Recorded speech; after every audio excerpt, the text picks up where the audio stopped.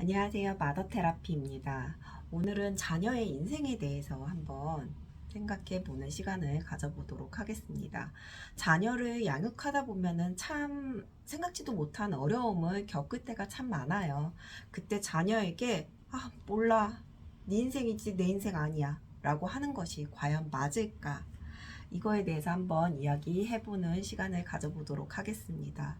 자녀의 문제 행동을 보면서 이제 혼을 내기도 하고 타일러 보기도 합니다. 그러다가 더 이상 감당이 되지 않는 부모가 이제 자녀에게 너의 인생이지, 뭐가 되었든 너가 책임져. 이젠 더 이상 엄마는, 부모는 더 이상 그거에 관여 안 할 거야. 막 이런 식으로 얘기를 합니다. 자녀가 성인이 되어서 이제 자아 실현 중이라고 한다면 그것도 맞는 얘기입니다. 자녀의 인생이고 자녀가 책임을 져야 합니다. 허나 미성년인, 아직 자아 실현을 하기 위한 준비 과정에 있는 자녀에게는 이건 맞지가 않습니다. 미성년은 자신이 행복할 권리만을 갖고 있습니다. 이 권리를 갖고 이제 부모의 보호 아래서 안전하게 시행착오를 겪으면서 비로소 자아 실현을 할 준비를 하는 그런 과정에 있어요. 책임이라는 것은 자아 실현을 하면서 자아 실현을 할 수 있을 때 그때 할 수 있는 것입니다.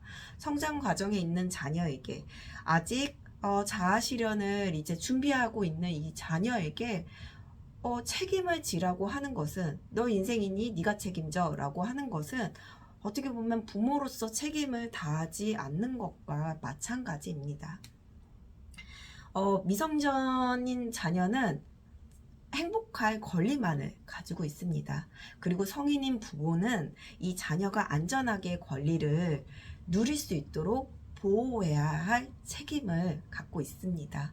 특히나 부모 자신이 이제 어렵고 심각한 문제를 갖고 있게 되면 자녀의 성장 과정은 성장 과정이라고 생각하지 않게 되고 문제로만 보게 됩니다. 또한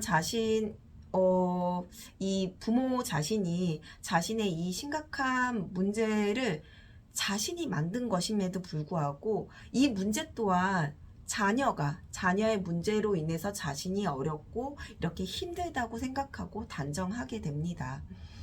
예를 들어서 이제 사춘기에 들어선 자녀가 있어요. 이 자녀가 약간 공격적이고 반항적인 이제 행동을 보이게 되면 부모 자신은 나는 한결같이 너에게 양육을 하고 있지만 너의 타고난 기질과 이와 맞물려 사춘기가 맞물려서 이런 문제 행동이 발생했다고 이렇게 나타났다고 판단을 하게 됩니다. 그리고 자녀로 인해 부모 자신이 너무 힘들고 이 자신의 이 불행함이 자녀 때문이라고 생각하고 이제 판단을 하게 됩니다. 물론 자녀가 갖고 이제 태어난 기질이 있을 것입니다. 하지만 이 기질을 두고서는 좋다 나쁘다라고 판단을 할 수가 없어요.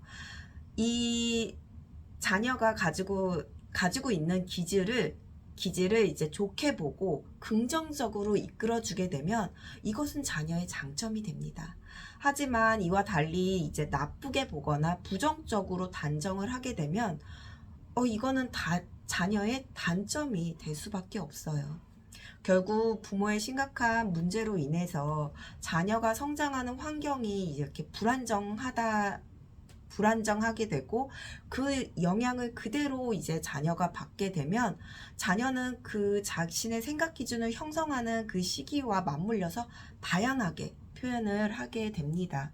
반항이나 공격적인 행동을 보이는 경우도 있지만 그렇지 않고 반대로 이제 억압하는 경우도 있어요. 어떠한 것이 되었든 이렇게 공격적이고 막 겉으로 표현하고 반항하는 친구이든 아니면은 이제 억압하고 막 숨기고 그러는 친구이든 어떠한 것이든 자녀의 심리는 결코 건강하지는 않습니다. 그래서 부모는 자녀에게 가장 큰 영향을 미칩니다. 가장 큰 영향을 미치고 특히나 부모의 감정은 필터 없이 자녀에게 그대로 전달이 돼요.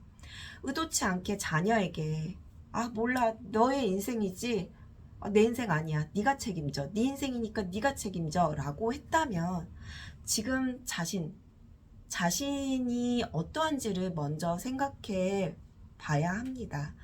어, 그저 내가 지금 아프고, 내가 힘들고, 내가 지금 문제를 가지고 있는 것을 그대로 자녀한테 투여해서는 안 된다고 봅니다.